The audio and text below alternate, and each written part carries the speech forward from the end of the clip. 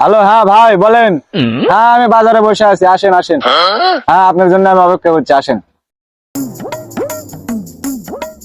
আজকে তো চুল কাটনো, আব্বাক যে কই দেখি তো কেমন হচ্ছে আমার চুল কাটা।